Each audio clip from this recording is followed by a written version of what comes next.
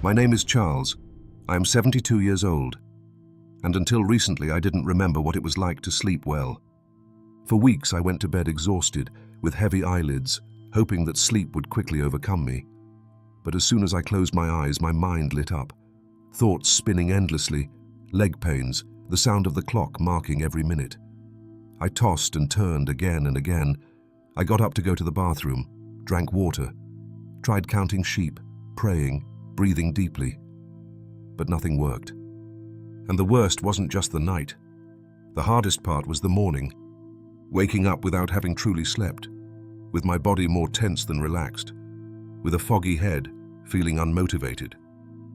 They say rest is part of health, but when you can't get it, you feel like everything crumbles a little more each day. I tried pills, advice from friends, even relaxing music, and although some of it helped, nothing was consistent.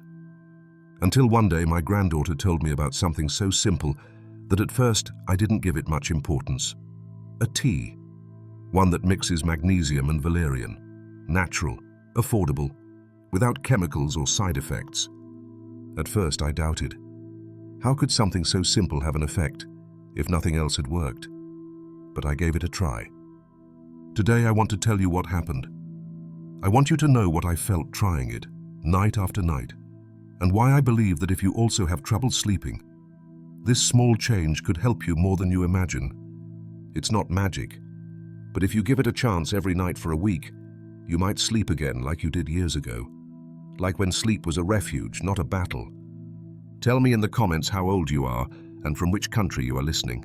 That way I'll know who I'm helping. Why do we stop sleeping well after 60? Sleeping well seems natural, until it stops happening.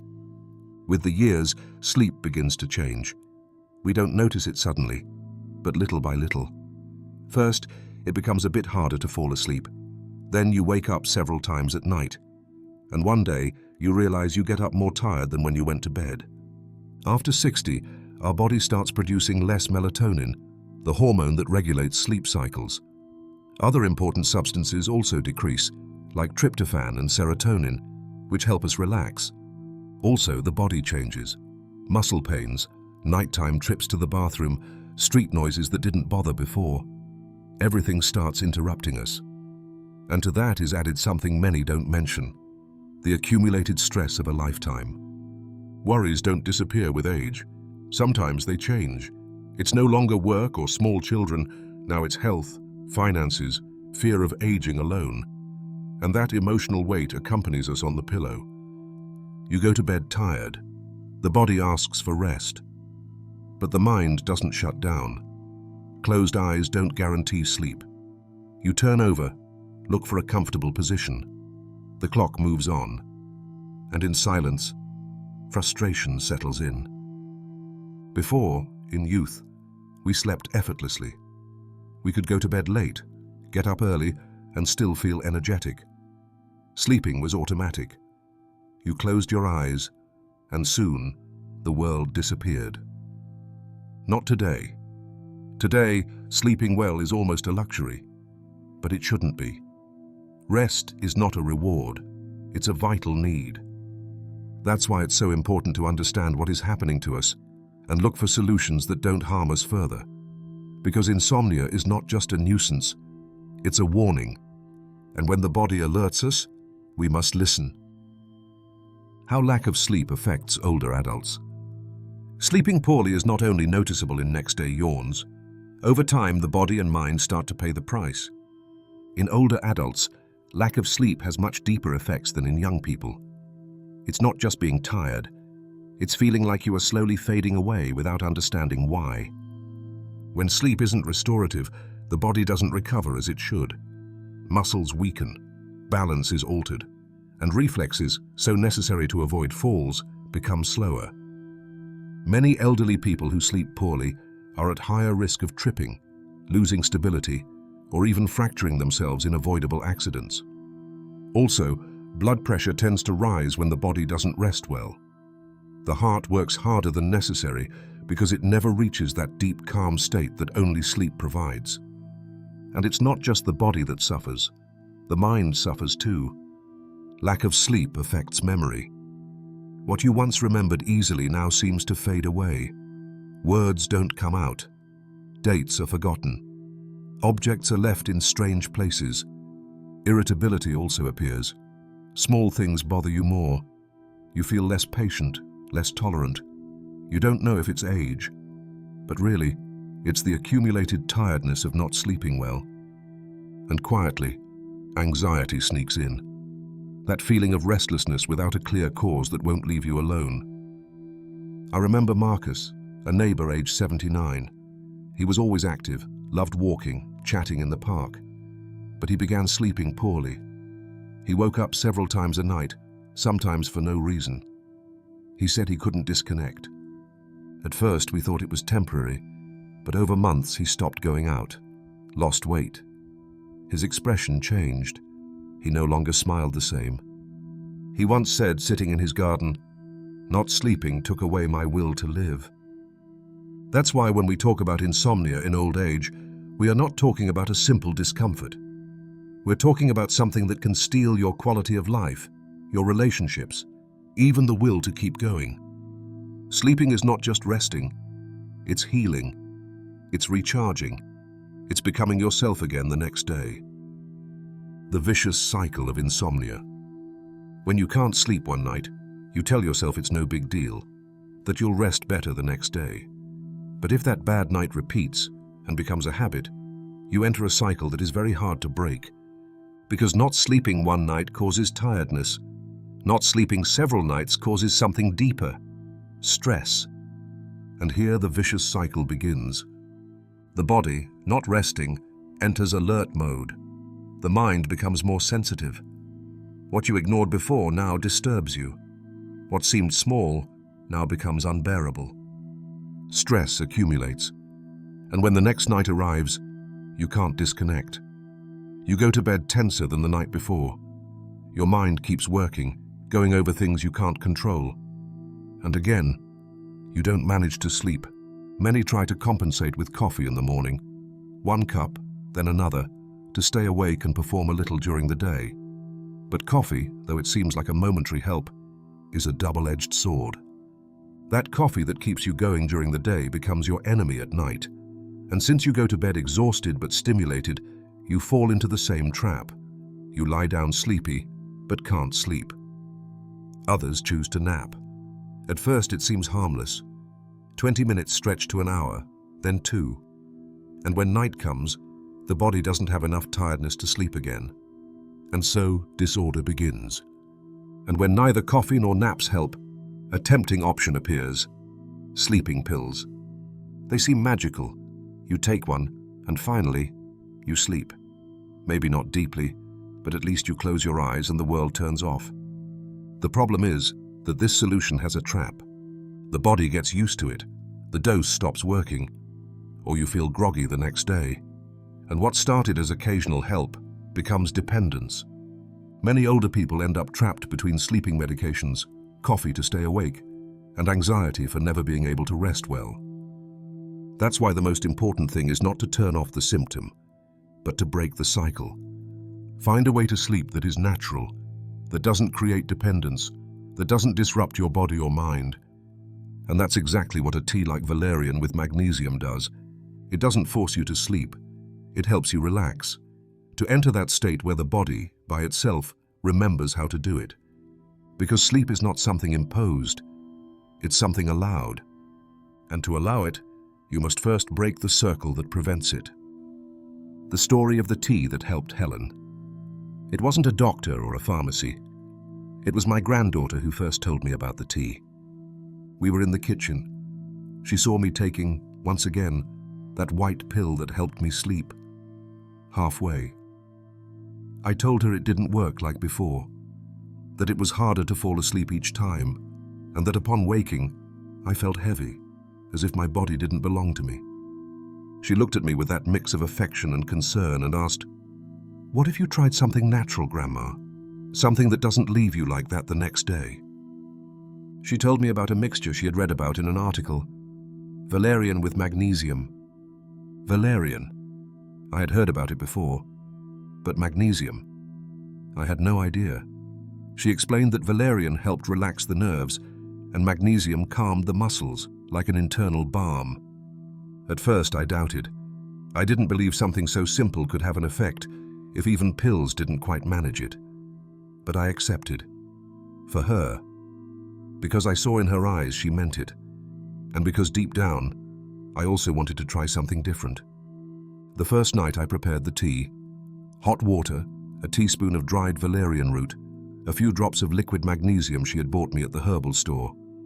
I let it steep for 5 minutes. The taste was strong, somewhat earthy, but not unpleasant. I drank it slowly, sat in the armchair, turned off the lights, and closed my eyes. That night, I didn't fall asleep immediately, nor did I sleep many hours. But I felt something different. My body surrendered a little more. The thoughts didn't attack me so forcefully. And although I woke twice, I went back to sleep more easily. The second night was similar, the third better. I slept little but more deeply. I started dreaming again, and that surprised me, because for months I hadn't remembered dreams. On the seventh night, something happened I won't forget. I woke up with natural light entering through the window. I felt my legs less heavy, my back lighter. I looked at the clock and it was almost 8 o'clock. I hadn't gotten up to the bathroom, hadn't checked the time during the night, hadn't heard my rapid breathing. I felt at peace. It was that day I understood the body can learn to rest again, if we teach it with respect. And sometimes, what seems like a small solution, like a tea, can become the bridge to a calmer life. What is valerian, and how does it act on the body? Valerian is not a new trend. It's a medicinal plant that has accompanied humans for centuries. Already in ancient Greece, it was used to calm anxiety, irritation, and insomnia. Hippocrates, the father of medicine, recommended it to relieve nervousness. In the Middle Ages, women prepared it in infusions to sleep better during pregnancy. And although time has passed, its usefulness remains, especially for those who no longer trust chemical solutions that numb but don't repair. The root of valerian is the most potent part. It contains natural compounds that act directly on the central nervous system. They don't block it. They don't turn it off. They calm it. When taken as tea, capsule, or extract, it helps reduce accelerated brain activity, the kind that keeps us alert, thinking about things we can't solve at 11 at night. But it does so gently, not sedative, not invasive.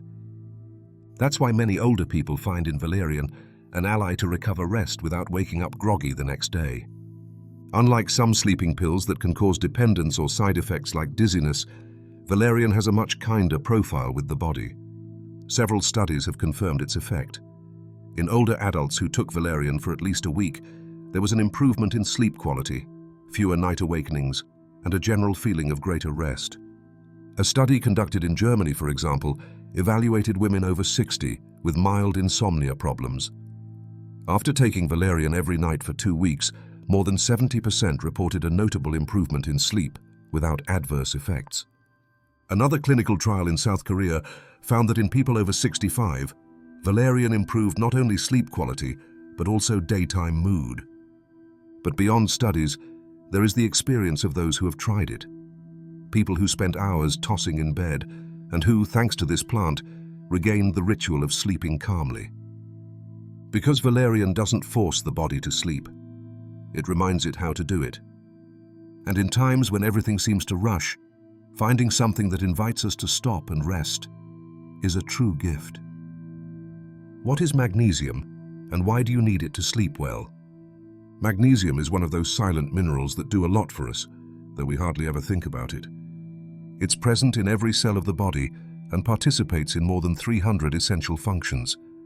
But one of the most important, especially as we age, is its role as a natural relaxant. When the body has adequate magnesium levels, muscles relax more easily. Tension decreases, the nervous system calms down, and sleep arrives with less resistance. That's why it's known as the muscle relaxant of nature. However, with the years, many people begin to have magnesium deficiency without knowing it. The reasons are several. It is absorbed less in the intestine, lost more through urine, and many times the diet no longer includes enough magnesium-rich foods. and that lack of magnesium can directly affect rest. People with magnesium deficiency usually have light sleep, more night awakenings, leg cramps, anxiety before sleeping, and difficulty reaching the deep state the body needs to recover.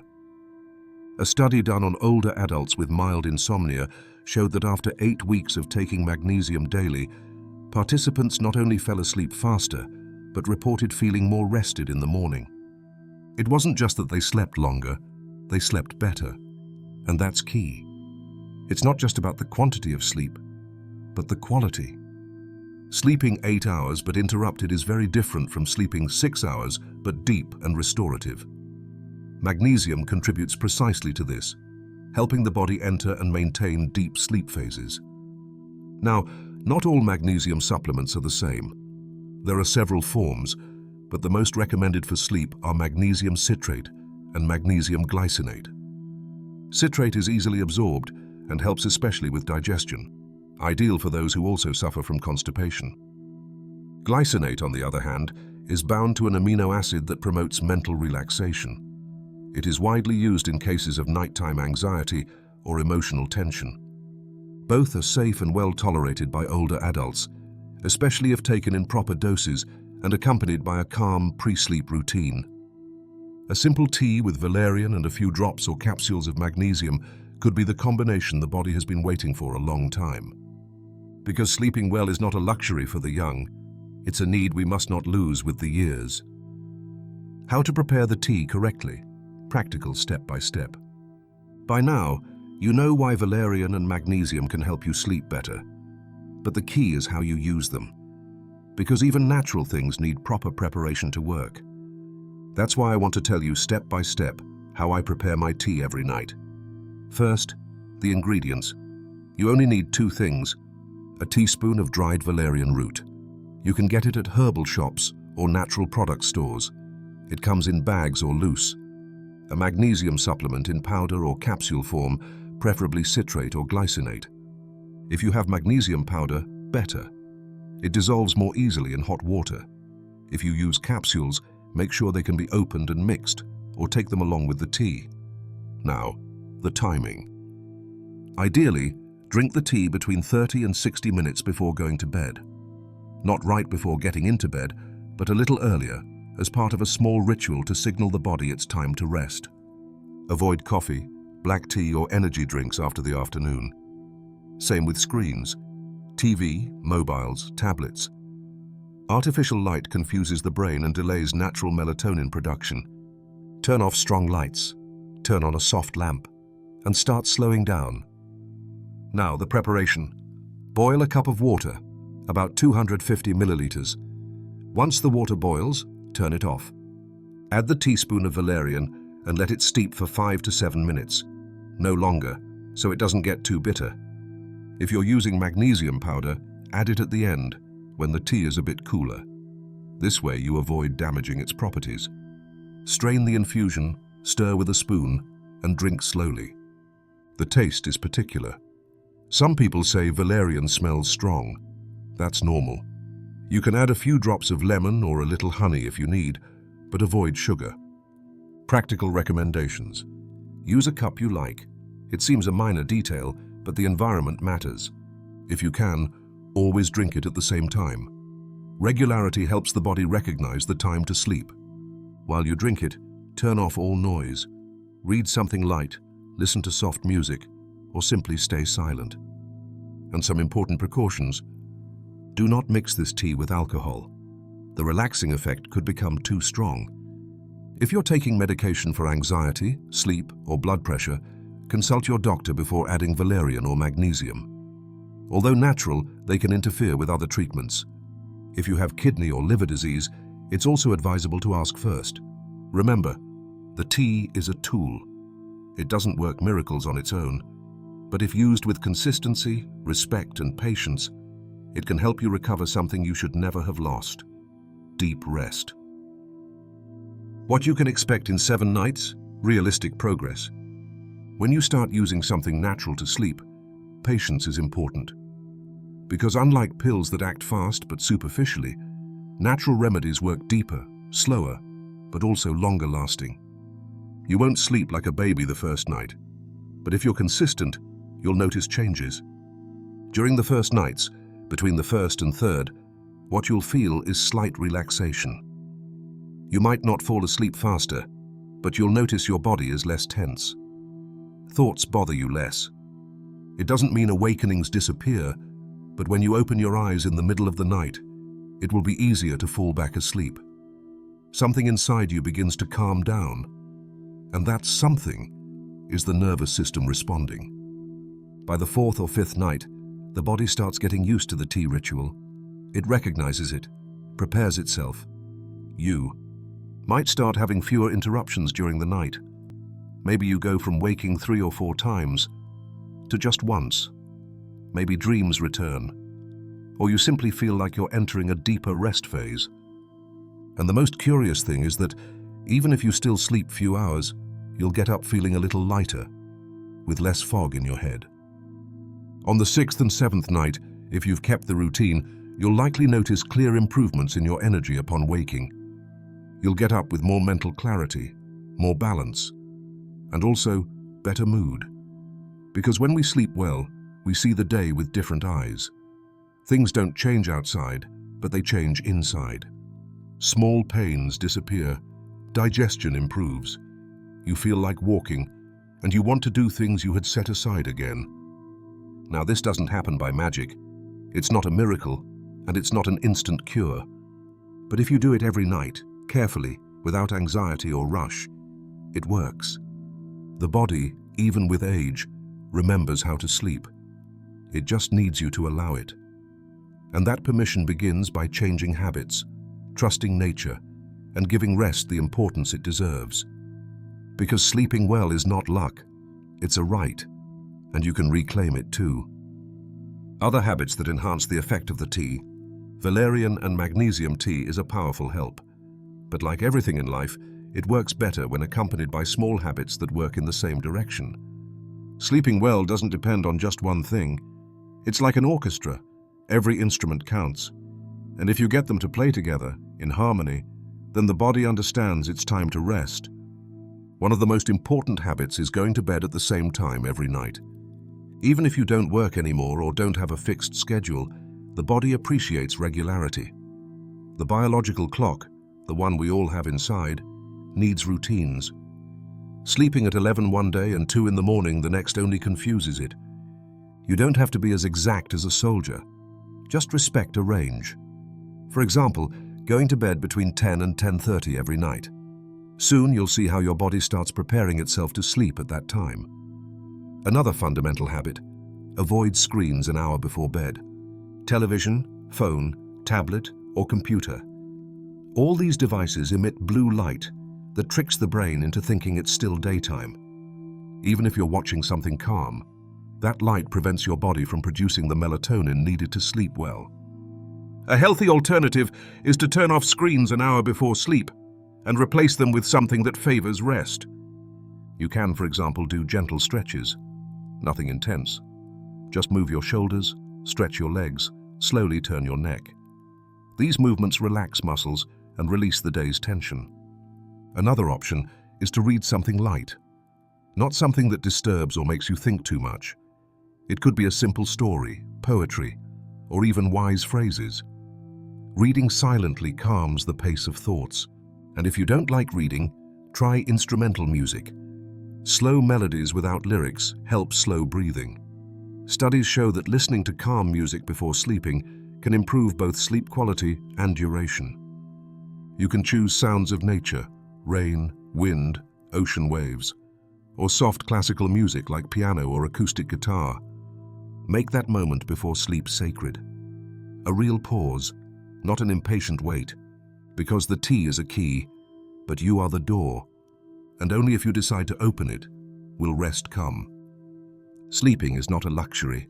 It's not a reward for those who did well during the day, nor is it a sign of weakness, nor a waste of time. Sleeping is a sacred need of the body. It is in sleep where unseen wounds heal, where the heart regains its rhythm, muscles repair, the brain cleanses, and the soul calms. And yet many older people have learned to live without it. to accept it as part of aging, as if it were inevitable. But it's not. If you are over 60 and have lost sleep, don't lose hope. Sleeping well is still possible. Your body hasn't forgotten you. It just needs you to remember it. And maybe that memory begins with something as simple as a warm cup in your hands. Maybe valerian and magnesium tea isn't the perfect solution for everyone, but it can be the start of a change. A gentle, respectful change that gradually returns the rest you deserve. Remember, health isn't just in what you eat or do during the day. It's also in how you rest when the day ends. Because without rest, there's no energy. Without energy, there's no joy. And without joy, life becomes harder than it already is. So if you've come this far, if you felt some part of this message spoke directly to you, I invite you to take a step. Prepare the tea tonight. Turn off the lights a little earlier. Also turn off worries, even if just for a while. And allow the body to do what it knows how to do: sleep, dream, and heal. Tell me in the comments if you're going to try it. And if you already tried it, share your experience. Maybe someone right now is tossing and turning in bed, and your words help them try for the first time. Thank you for being here. Thank you for taking care of yourself. See you in the next video.